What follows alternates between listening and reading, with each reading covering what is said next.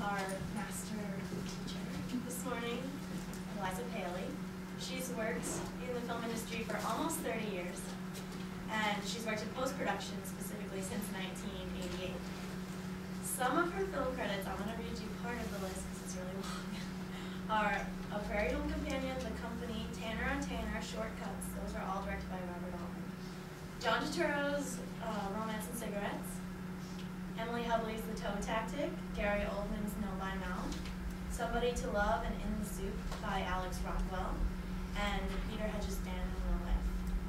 So, if you want to see the whole list, look it up at IMDb and be impressed. In addition to working as a sound designer, Eliza also founded 2 editing sound facilities. One of them is in Brazil, called Effects Team. That was opened in 1988, and it continues doing business until this day. Although Eliza's now back in New York, but she moved back in 1990, and in 1995 she opened and ran. She founded with two other people, Planet 10 Post Inc., and that was in New York City, and they ran that until 2001 when it was bought by Liberty Media. She also taught graduate film sound course here last semester, and we are really glad that she's back and teaches, so help me welcome her back.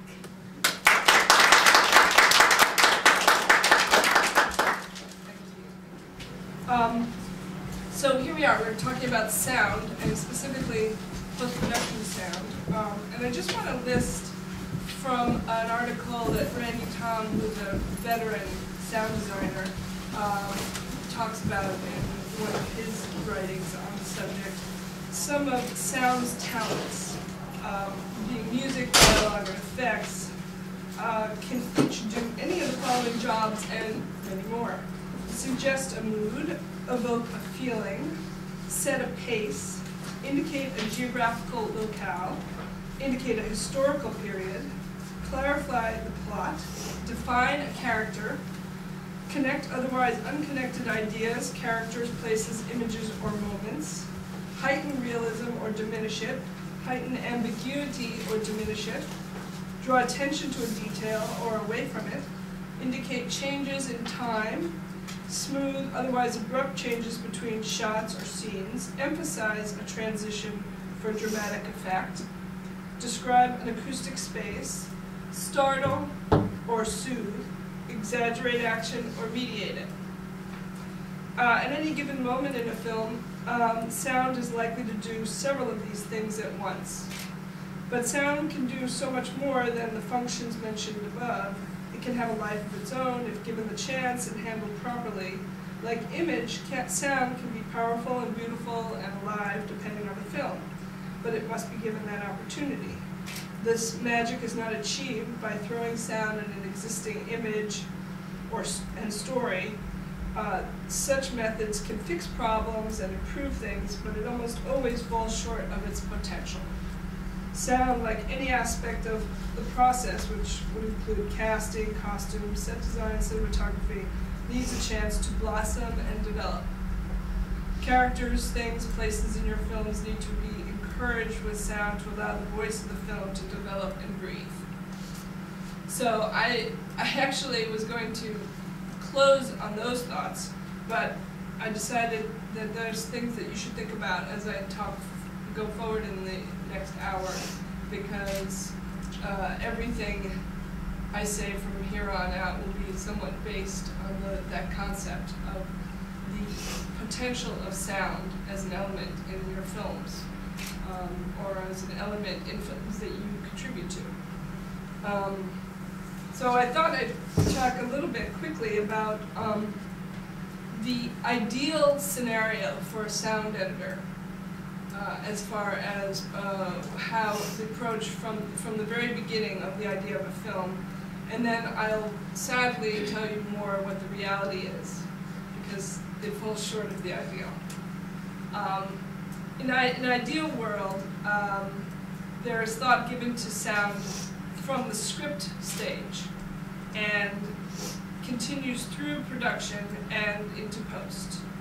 It's an integral part of a narrative, and it should be treated as such. So I'll detail more what I mean by in the script stage, but I'll just continue on. So if the thought is put into sound, it would be the same way thought's put into image and set design and any other aspect of the filmmaking process. The second idea would be that the sound mixer, the location mixer, is brought on in pre-production and consulted the same way production designers are and cinematographers are, and they should be working in conjunction with the location manager, talking about what the choices that are being made, how will that affect sound, how can things be done to ameliorate the problems, things like that. A third aspect would be that a sound supervisor is hired or at least consulted at the same time as an editor, which is also before the production starts, and when the job is being set up, so that a location mixer will be concentrating on how they can achieve getting the best recording of the dialogue in any given situation. But the sound supervisor will come on and consult with everyone about what specific things about the locations that they're picking or the script that he's or she has read can be helped by having them on early, by having them be able to either record things that are specific to those situations, or advise the location mixer to record things that are specific to those locations and situations. And the only way that that can happen is if they're asked, and rarely does that happen. But that's for the reality check. The fourth thing is that the sound supervisor is given at least some time to be on the set and record the sounds or collaborate with the location mixer.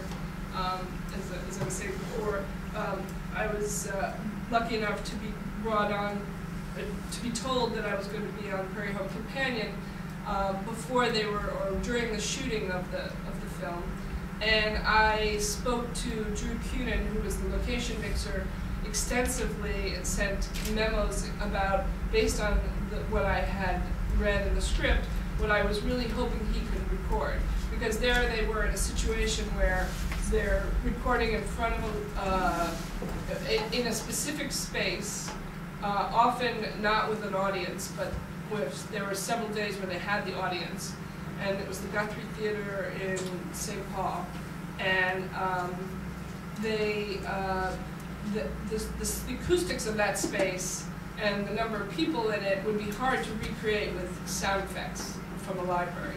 So we specifically listed all the different crowd reactions that they should be getting, including from applause to, laughing to, concern, or whatever the various emotional aspects of it could be throughout the script, and make sure that he recorded that and recorded it in 5:1, which was an environment that the film was eventually going to end up, and it was a huge lifesaver.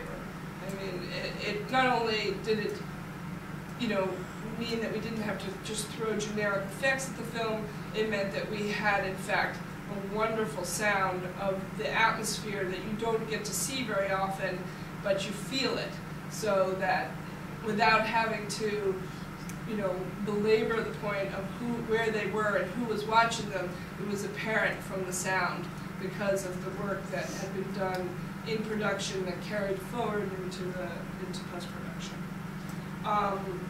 And then, continuing those same lines, that the sound supervisor and their assistant be brought on early enough to work on what they call temp dubs, which would give the opportunity for the sound supervisor to experiment with ideas about where the sound could go.